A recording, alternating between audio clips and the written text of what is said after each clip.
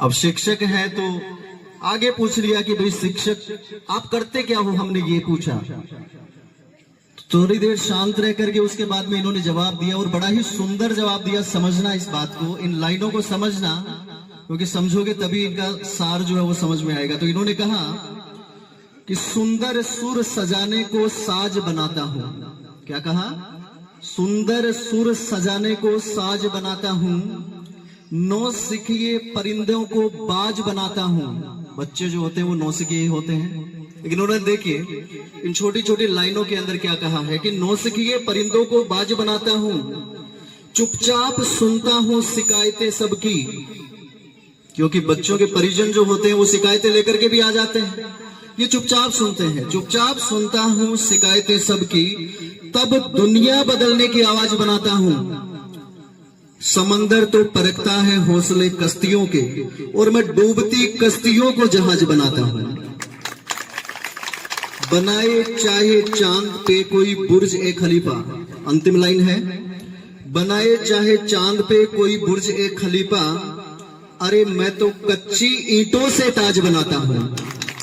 छोटे छोटे जो बच्चे होते हैं कच्ची ईंट होते हैं और ये उन्हें ताज बनाते हैं। तो ऐसे हमारी विभूति हमारे सामने प्रस्तुत है, बैठे हैं हमारे सामने, और इनका जो सम्मान हुआ है वो भामाशाहों को प्रेरित करने के लिए हुआ है। भामाशाहों को प्रेरित करने का अर्थ है कि ये जो है 35 लाख रुपीज, 35 लाख रुपए हमारी सती माता स्कूल के लिए लेकर के आए हैं, जिसमें इन्होंने ट्यूबवेल, बड़ा हॉल, अन्य सुविधाएं, वृक्षारोपण जैसे बहुत ही अच्छे कार्य किए हैं। तो हमारा दायित्व हम निभाते हुए इन्हें माँ गौरी के सामने लेकर आने के लिए कहना चाहेंगे कि आप आइए, हम आपका सम्मान करना चाहते हैं। बाबूलाल जी से, हमारे बाबूलाल जी गुरु जी, जोरदार तालियां गुरु जी को। हमें आशा है कि आप अपनी सेवाओं में यूं ही बच्चों के भविष्य को बढ़ाएं।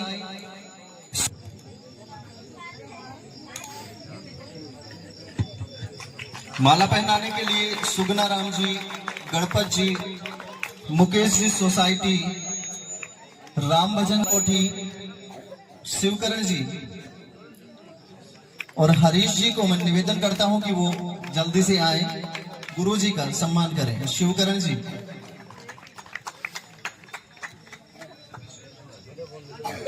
विश्वनाथ जी को भी कहना चाहूंगा कि वो भी आए और गुरु जी का सम्मान करें।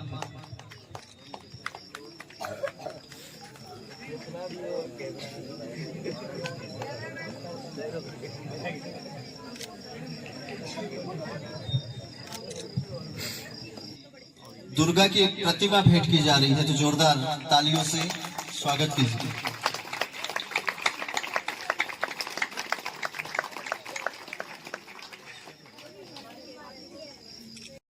अवसर पर माता जगत जननी जगदम्बा को मेरा नमन है, और ग्रामीण वासियों, माताओं, भाइयों, नमन। मुझे खुशी है कि आज के युग में समय समय पर युवाओं की ध्यान है वो गलत तरफ भटक रहा है। ऐसे समय में ऐसे धार्मिक कार्यक्रम समय समय पर होते रहने चाहिए, जिससे बच्चों को ईश्वर के प्रति धार्मिक भावनाएं जागृत हो। जो संचालन मंडल है यहाँ का, जो माता के दरबार में, उन सबको भी मैं धन्यवाद देना चाहता हूँ कि ऐसे आयोजन करके लोगों में एक देवी के प्रति एक भक्ति की भावना जागृत हो। क्योंकि इस मनुष्य जीवन में सबसे बड़ी एक ही चीज है कि आदमी भक्ति करे और उसी से आशीर्वाद मिलके समस्त कार्य मनुष्य जीवन में यापन करे। दूसरा, कर्म करना है, चाहे शिक्षा के क्षेत्र में हो, चाहे भक्ति के क्षेत्र में हो, चाहे पढ़ाई के क्षेत्र में हो। आदमी जब मेहनत करता है, चाहे कोई भी क्षेत्र हो, उसे ईश्वर फल जरूर देता है। मैंने विद्यालय में यहाँ 6 वर्ष हुए हैं। आने के बाद में अपने गांव के ही सेठों को प्रभावित करके, मोटिवेट करके, जो पानी की सुविधा नहीं थी वो करवाई।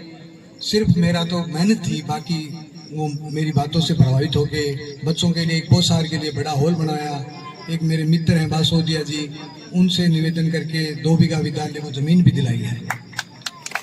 ऐसे मेरी गांव के प्रति एक विशेष रुचि रहती थी कि अपने इस गांव में जन्म हुआ है, अपना अपने बाप दादाओं का सबका यही निवास है, कुछ अलग हटके करें जिससे लोगों को भी प्रेरणा मिले कि हमें भी कुछ करना चाहिए। इसी प्रकार मैं बच्चों को भी यही कहना चाहता हूँ कि क्षेत्र कोई भी हो, अगर आप उसमें मेहनत करोगे तो एक भक्त भक्ति में मेहनत करता है तो उसे ईश्वर के दर्शन होते हैं। एक विद्यार्थी पढ़ाई में मेहनत करता है तो एक अच्छे मुकाम पे पहुंचता है। उसी प्रकार सामाजिक क्षेत्र में, चाहे राजनीति का क्षेत्र हो चाहे सामाजिक कार्यों में हो, अगर वो मेहनत करता है तो ईश्वर उसी में भी फल जरूर देता है। निवेदन है सबसे कि ऐसा अच्छा काम चुने और उसमें मेहनत करो, आपको सफलता जरूर मिलेगी। धन्यवाद।